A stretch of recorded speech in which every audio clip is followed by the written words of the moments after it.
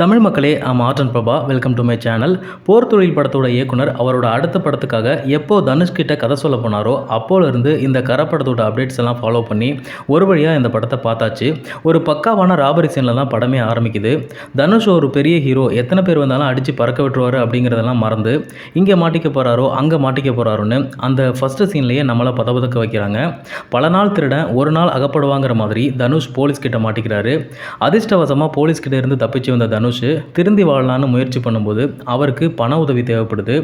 அதுக்காக தன்னோட பூர்வீக நிலத்தை விற்று அந்த பணத்தை எடுத்துக்கலான்னு ஊருக்கு போனால் அங்கே ஏற்கனவே பேங்க்காரங்க நிலத்தை ஜப்தி பண்ணுறதுக்கு நோட்டீஸ் அனுப்பியிருக்காங்க. சின்ன வயசில் பணத்தை திருடிட்டு போன பையன் திரும்ப வந்துட்டான்னு சந்தோஷப்படுற கேஎஸ் ரவிக்குமாருக்கு தனுஷ் நிலத்தை விற்று பணத்தை எடுத்துகிட்டு போகிறதுக்காக தான் திரும்பி வந்திருக்காருங்கிற உண்மை தெரிய வருது. ஒரு கட்டத்தில் தனுஷ் நிலமும் வேண்டாம் பணமும் வேண்டாம், பண்ண தப்பெல்லாம் அப்பா கிட்ட சொல்லி மன்னிப்பு கேட்கலான்னு நினைக்கும் போது அப்பா கேஎஸ் ரவிக்குமார் இறந்து போயிடுறாரு. சரி, அவர் அடக்கம் பண்ணிவிட்டு அவர் வாழ்ந்த அந்த மண்ணிலேயே அமைதியாக வாழலாம்னு பார்த்தா பேங்க்காரங்க அவரோட பணத்தை கூட அந்த நிலத்தில் அடக்கம் பண்ணக்கூடாதுன்னு அராஜகம் பண்ணுறாங்க. மார்ச்சூரியில் 8 நாள் தான் அவகாசம் தர்றாங்க. 8 நாளுக்குள்ளே உங்கள் அப்பாவை நீங்கள் எடுத்துகிட்டு போகலன்னா நாங்களே எரிச்சிடுவோன்னு சொல்கிறாங்க.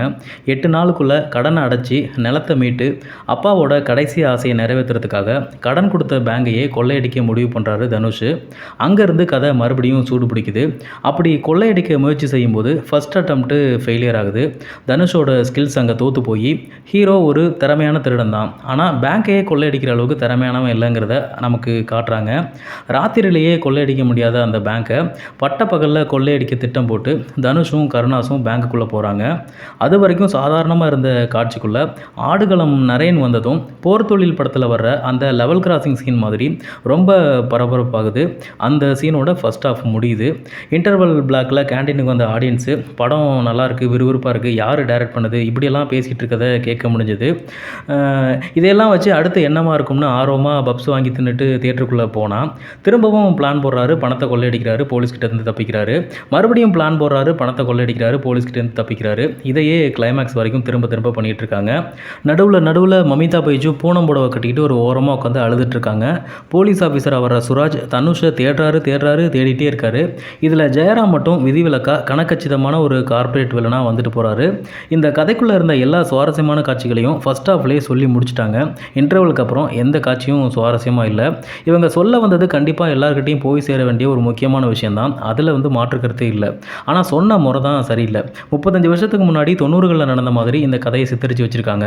ஆனால் இந்த கடன் பிரச்சனை கடைசி 10-15 வருஷத்துக்குள்ளே தான் ரொம்ப தீவிரமாக தலை தூக்கியிருக்கு. போர் தொழில் மாதிரியே 2010 இந்த கதை நடந்திருந்தால் இன்னும் கொஞ்சம் ஸ்ட்ராங்காக இருந்திருக்கும். இந்த படத்தை ரிவ்யூ பண்ணவங்க கடன் கொடுத்தா திரும்ப கேட்க தான் செய்வாங்க, அதுக்காக கடன் கொடுத்த பேங்கையே கொள்ளையடிக்கிறது எந்த விதத்தில் நியாயம், என்ன இப்படி லாஜிக்கே இல்லாமல் படம் எடுத்து வச்சுருக்காங்கன்னு பேசுகிறாங்க. உலகத்துக்கே அறத்தையும் அரசியலையும் நாகரிகத்தையும் கற்றுக் கொடுத்த இந்த தமிழினம் கடந்த 800 வருஷமாக பல ஆளுமைகளோட துரோகத்தினால அடிமையாக இருக்கிறது என்னவோ உண்மைதான். ஆனால் அப்படி அடிமைப்பட்டு இருந்தாலும் சம்பாதிச்சு தான் செலவு பண்ணிகிட்டு இருந்தோம். கடைசி 50 வருஷமாக தான் கடனை வாங்கி முதல்ல செலவு பண்ணிவிட்டு அப்புறம் சம்பாதிச்சு அந்த கடனை கொடுத்துக்கலாங்கிற எண்ணத்தை மக்கள் மனசில் விதைச்சி இன்றைக்கி 90% மக்கள் சம்பாதிச்சு செலவு பண்ணுறதை மறந்துட்டு செலவு பண்ணிவிட்டு அதுக்கப்புறம் சம்பாதிச்சு அந்த கடனை கட்டிகிட்டு இருக்காங்க. இதெல்லாம் மக்களோட அறியாமை, சுயபுத்தி இல்லாமல் அவங்க செஞ்ச தப்புக்கு நாங்கள் என்ன பண்ணுறதுன்னு கேட்டால் அதே அறியாமையால் தான் விளம்பரங்களை நம்பி ஓட்டு போட்டு நாட்டையே ஆளை கொடுத்துருக்காங்க. அறியாமையாலும் அப்பாவித்தனத்தினாலையும் ஓட்டு போட்டால் மட்டும் இனிக்குது, ஆனால் கடன் பத்திரத்தில் கையெழுத்து போட்டால் கசக்குது. ஆக இயக்குனர் விக்னேஷ் ராஜாவோட இந்த முயற்சி இந்த சமூகத்துக்கு இன்றியமையாதது தான். ஆனால் அதில் இன்னும் கொஞ்சம் மெனக்கடலோட போர் தொழில் மாதிரி தொய்வு இல்லாமல் காட்சிப்படுத்தியிருந்தா இந்த படமும் வெற்றி அடைஞ்சிருக்கும். அதை பார்க்குற மக்களும் சிந்திச்சிருப்பாங்க. தனுஷும் இந்த மாதிரி கதைகளுக்கு முக்கியத்துவம் கொடுத்துருப்பாரு. இப்போ இந்த படமும் சரியாக போகலை. இட்லி கடையும் எதிர்பார்த்த அளவுக்கு போனி ஆகாததுனால அவரும் D55க்கு கேங்ஸ்டர் படத்தில் நடிக்க போயிட்டார். எது எப்படி இருந்தாலும் இந்த படத்தில் ஆடுகளம் நரேன் வந்த அந்த ஒரே ஒரு காட்சிக்காகவே விக்னேஷ் ராஜாவோட அடுத்த படத்தையும் தியேட்டரில் பார்க்குறதுக்காக வெயிட் பண்ணிகிட்டு இருக்கேன். இந்த வீடியோ பார்த்த தமிழ் ரசிகர்களுக்கு ரொம்ப நன்றி.